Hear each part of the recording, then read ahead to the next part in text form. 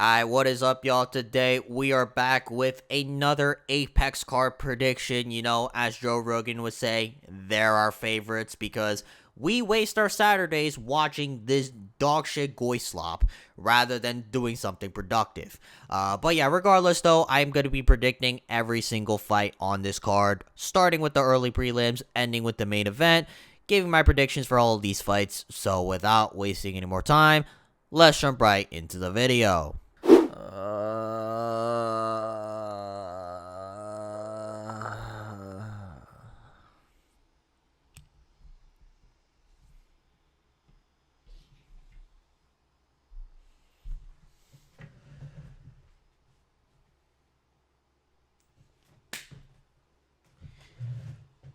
It landed on tails. I'm going with Nicolle Calliari. Yeah, I don't want to pick either one of these guys, but I'm going to go with Gurule because I feel like I've been more impressed with what he's been able to do in the cage. Daniel Barez, to me, he looks like a complete victim whenever he fights. You know, unless he's fighting Altamirano, who shouldn't even be in the UFC. I've just seen Daniel Barez get bitched around. And keep in mind, he's supposed to be a grappling specialist, and he's gotten submitted twice. One to Andre Lima, who's a primary striker. So I'm going to go with Gurule to just kind of make it a gritty fight. You know, I feel like he has some power in his hands, and he can shoot decent takedowns-ish. You know, I say ish because he's 0-3 in the UFC. But even though he doesn't have a win yet in the UFC, I still rate him a lot higher than Daniel Barez. So for that reason, I'm going to pick Gurule to win via decision.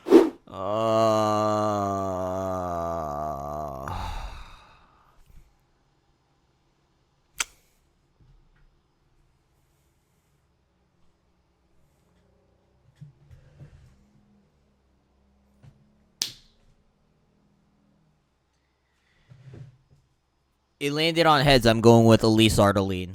Man, this card just keeps on getting better and better because now we're going to have to talk about Andre Petroski and Cody Brundage. Here's the thing. I feel like Andre Petroski is awful, but I kind of swore to myself to never pick Cody Brundage to win a fight in the UFC, right? Because at one point, Cody Brundage is going to quit, right? Like, he'll make it very tough early on, and Andre Petroski will have a hard time finding his shots and his takedowns, but eventually Cody Brundage will wilt at the first sign of adversity. Now, maybe there is no adversity because, again, it is Andre Petroski at the end of the day, and Andre Petroski is complete dog shit, but he does hit with some power.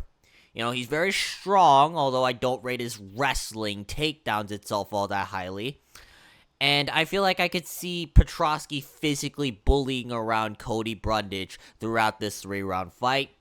And again, if you have a physicality advantage over Cody Brundage, which every middleweight on the roster should, I feel like it's going to be very apparent because at the end of the day, Cody Brundage will probably quit towards the later rounds of the fight. Which is why I'm going to say that Andre Petroski is going to win this via decision. I don't think he's good enough to finish Cody Brundage necessarily, but I don't see Cody Brundage being capable of winning a fight where he has to grit down and fight for 3 rounds straight without wilting at the first sign of adversity. Alright, moving on, we got Ketlen Vieira versus Jacqueline Cavalcanti. Now, this is finally decent women's MMA fight that we're getting that I don't need to flip a coin for and actually give analysis on because I am actually pretty invested in this fight. But I'm going to go with Jacqueline Cavalcanti because I was really impressed with how she has been looking over his last couple of fights. Now, Ketlen Vieira is a big jump up, right? I will admit that. And I wouldn't be shocked necessarily if Ketlen Vieira wins because Vieira has a history of fraud checking a lot of these prospects in the women's bantamweight division. But I think that Cavalcanti is a little bit different on the feet. You know, she is very dynamic with how she throws her strikes. Her grappling is kind of untested, though, which I am kind of concerned about. But I wouldn't necessarily call it a weakness because, again, no one's really been able to, like, hold her down on the ground.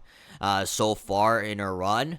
So I feel like Jacqueline Cavalcanti, she has the youth advantage. She's going to be able to pick apart Ketlen Vieira on the feet. Maybe Vieira holds her down, but I don't see a finish there unless she's able to, like, control Jacqueline Cavalcanti on the ground for, like, 3 rounds straight. I feel like Cavalcanti is just going to have a massive advantage on the feet, which is why I'm going to pick her to win this fight via, I'm going to say, decision. Vieira is tough, and it's not impossible to survive Cavalcanti, but I really rate Jacqueline Cavalcanti. Like, I do think that she's a prospect to be out on the lookout for because of the way she strikes. So for that reason, I'm going to say that Jacqueline Cavalcanti gets the job done via decision where she's piecing up Ketlen Vieira for at least 2 rounds of this fight. Moving on, we got Tommy Gantt versus Artur Minev. Yeah, unfortunately for Artur Minev, he's got a very tough test in front of him in Tommy Gantt. And I just don't want to really pick someone on short notice, fighting someone who has a lot of hype to his name. Now, it is important to note that Tommy Gantt is making his debut from the Dana White's Contender Series. He hasn't really fought in the UFC as of yet. But based on what I've seen in the Dana White's Contender Series, I really rate his grappling game. I feel like Tommy Gantt, he brings an element that you typically see in a lot of these Eastern European fighters, this grit and this overall smothering grappling that you don't really see a lot of from these top prospect wrestlers from America. And I think that's going to be the ultimate difference maker in this fight, which is why I'm going to pick Tommy Gantt to get the job done. I'm going to say by round 1 submission. Yeah, I feel like if Tommy Gantt is going to be the guy that lives up to the hype, and I'm going to assume that the UFC is fully behind in promoting this guy because he's an elite-level American wrestler, I'm going to say that Tommy Gantt gets the job done via round 1 submission. Maybe he falls short. I don't know. Maybe this Artur Minev guy is better than we thought. But on short notice, I just don't think that the UFC is setting this guy up for success against an 11-0 undefeated prospect in Tommy Gantt. All right, now moving on, we got Tuco Tokkos versus Ivan Erslan. I'm going to go with Tuco Tokkos. Now, picking Tuco Tokkos to win a fight in the UFC is kind of a risky pick, but Ivan Erslan, he has not really proven himself to be UFC caliber. I think he's 0-3 in the promotion so far, and let's just say all 3 of those losses, it's not like he's really put on a statement in any of them. Like, if he had, like, had a competitive and close fight with, like, Navo Sterling, I would be more inclined to pick Tuco, Ivan Erslan, but that's not even the case. It's just like Ivan Erslan, he barely does anything on the feet. And it's not like his grappling game is all that good because Jimmy Crute was able to ragdoll him immediately as the fight took place on the ground. So I think that there's an avenue for victory for Tuco Tokkos. You know, the grappling is something that he should be interested in testing.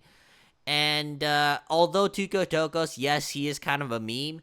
But at the same time, though, he does have a couple of wins in the UFC. And I have yet to see Ivan Erslan win, which is why I'm going to go with Tuco Tokkos to get the job done. I'm going to say by decision. You know, I don't really believe that Tuco Tokkos is that much better than Ivan Erslan, but I still think that he's better based on the performances he has had over the last couple of years. Now moving on, we got Nikolay Veretennikov versus Khaos Williams. I'm going to go with Nikolay Veretennikov on this one. Now, I have been saying that Veretennikov is awful, but I just don't want to pick Khaos Williams. You know, I feel like Khaos Williams, he's not really dedicated to the game. He fights once a year, and it's not like he's made any improvements over the last several years. And honestly, I kind of wonder what he does in fight camp sometimes. Like in his last fight with Andreas Gustafsson, Andreas Gustafsson literally just ragdolled him for like 3 rounds straight. And I was really shocked by that. And it made me actually believe that Gustafsson was going to be a future prospect to be out on the lookout for. But it just so happened that Khaos Williams is just not that good at this point. So even though Veretennikov's not that good either, I still see hunger in this guy. Like, this guy's actually training to win fights. But I can't say the same for Khaos Williams at this point because I feel like he's checked out at this point in his career. So I'm going to go with Nikolay Veretennikov to get the job done. I'm going to say by round 2 or 3 TKO. Maybe Khaos Williams comes out in the first round doing really well. But Khaos Williams, he's notoriously known for slowing down in the later rounds of a fight. And Veretennikov, he's very good at picking his shots, especially when he has a fatigued opponent in front of him. So I'm going to go with Nikolay Veretennikov to get the job done in the later rounds via TKO after Khaos Williams fatigues himself from missing all of the overhand rights in the first round of the fight. Now moving on, we got Timmy Cuamba versus Bernardo Sopaj.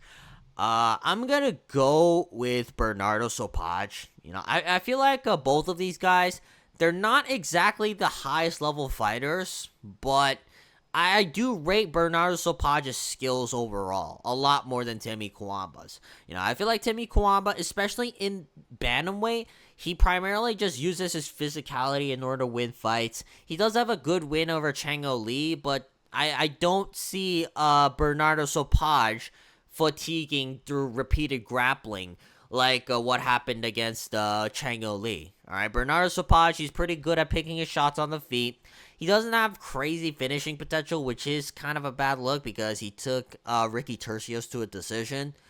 But neither does Timmy Cuamba, in all honesty. And I feel like in a clean kickboxing match, which I do believe that that's going to be the primary way that both of these guys are going to fight, I rate Bernardo Sopaj's overall striking game a lot better than Timmy Cuamba's because Timmy Cuamba, he's very hesitant at throwing stuff. Unless he gets someone like Roberto Romero, who's not even UFC caliber, or unless he gets someone who's like fatigued after because like he's shooting like 20 takedowns, like Chango Lee. I don't really rate Timmy Cuamba's finishing potential either. And I think that Bernardo Sopaj is going to be at least a little bit faster, though. All right, that's going to be the ultimate difference in this fight. So I'm going to go with Bernardo Sopaj to land more of the significant strikes over the course of this 3-round fight. It's going to be pretty close in my opinion, but I do believe that Bernardo Sopaj has what it takes to beat Timmy Cuamba via decision. Moving on, we got Modestas Bukauskas versus Christian Edwards. Unfortunately, I'm going to go with Modestas Bukauskas here because I just don't think that Christian Edwards is going to be anything promising. He is 8-4 in his professional career, and he's making his UFC debut. And that UFC debut is against a guy who was on a hell of a win streak before losing to Nikita Krylov, who is a top 10 level light heavyweight in the division. So, unfortunately for Christian Edwards, I just don't see a way for him to really win this fight. Unless he's able to chin Modestas Bukauskas in the first round. But Modestas Bukauskas doesn't really get chinned in the first round. He's kind of known for just evading all of the crazy shots early on and picking his shots in the later parts of the fight. But I don't see Christian Edwards really having the experience to win this fight, so I'm going to go with Modestas Bukauskas to get the job done. I'm going to say by decision. It's not like Bukauskas has high-level finishing potential, but I do think that he's good enough to at least comfortably beat Christian Edwards over the course of this 3-round fight. Moving on, we got Malcolm Wellmaker versus Juan Diaz. I feel like this is a very tough debut to make for Juan Diaz. Malcolm Wellmaker is a very hot prospect who's only recently coming off a loss to Ethan Ewing, and we kind of know how good Ethan Ewing is.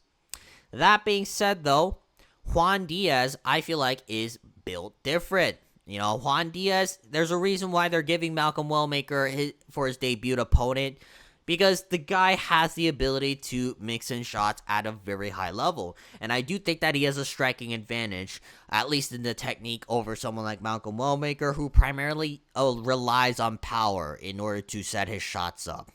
And I feel like Juan Diaz, he's coming off a great spinning elbow KO over Quan Il. And I've seen this guy's highlight tape. He is very nasty with it. And I don't really see him finishing Wellmaker necessarily, but I feel like he's going to land the more significant strikes over the course of this 3-round fight and just kind of piece up Malcolm Wellmaker throughout the 3 rounds. So I'm going to go with Juan Diaz to get the job done via decision. I think he's better at mixing stuff up. I feel like he's more dynamic. Malcolm Wellmaker's only advantage is going to be on the feet where he's knocking him out in the first round. And once the first round passes, though, a lot of Wellmaker's power is going to zap. So for that reason, I'm going to go with Juan Diaz to get the job done in the later rounds of the fight. Maybe via decision, but I wouldn't be shocked if in the later rounds via TKO, because Juan Diaz is very nasty with it when it comes to striking. Moving on, we got Duho Choi versus Daniel Santos. I'm gonna go with Duho Choi on this one. I feel like Duho Choi is very dynamic, and I don't know if Daniel Santos can necessarily deal with this. Yeah, I know that Daniel Santos is pretty good, and he knocked out my boy, Ju Sang Yu, right? Like, that fucking pissed me off because he missed weight for that fight. But let's be real, Ju Sang Yu was piecing up Daniel Santos before he got KO'd, right? And I know that Daniel Santos has a history of making it very tough and winning in the later rounds of a fight. But I also feel like Duho Choi, unlike Ju Sang Yu, he's more dynamic on the ground. We've seen Duho Choi being able to ragdoll Nate Landwehr, who is a pretty solid grappler himself. And Duho Choi, he's also very sharp on the feet. So I see Daniel Santos just getting jabbed up throughout 3 rounds.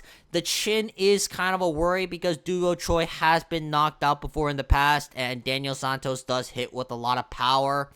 But if he doesn't get knocked out in the first or second round, I don't see it happening later on. Because Duho Choi, he's very experienced. He's not going to be like Ju Sang Yu where he's just having his hands down, acting all cocky. Duho Choi knows how to win a fight and seal the bag. So, for that reason, I'm going to go with Duho Choi to get the job done. Please, Duho Choi, we cannot have another Korean fighter lose to Daniel Santos. So, please. I'm going to go with Duho Choi to get the job done. I'm going to say by decision. Yeah, I think that decision is going to be more likely, but I clearly think that he's going to win at least 2 of the rounds in this fight. Moving on to the main event, we got Arnold Allen versus Melquizael Costa. I'm going to go with Arnold Allen. Now, I know that Melquizael Costa is very good, and the head kicks are going to be very concerning, but I feel like this is going to be a real test for Melquizael Costa because Arnold Allen is way better than guys like Morgan Charrier and Dan Ige that he just fought recently. And this is going to be a 5-round fight, so the pacing is going to be a lot different. And we kind of know that Arnold Allen is a proven fighter in a 5-round fight because he's been able to keep up with the pace of guys like Max Holloway in a pure striking match. And it's not like Melquizael Costa is known for, like, just dynamically taking down opponents at will. Like, yes, he has some submissions off his back, but at this point, though, like, he doesn't really use it all that much. And he primarily just likes to kick at range. And I feel like, though, Arnold Allen, yes, he's a lot shorter. Yes, he is going to get kicked a lot. But the hand speed is going to be the ultimate difference. Arnold Allen is very fast. And I think he's way faster than Melquizael Costa, who is kind of a sitting target at times. And Allen is going to be very tricky because he's very good at moving his feet in and out.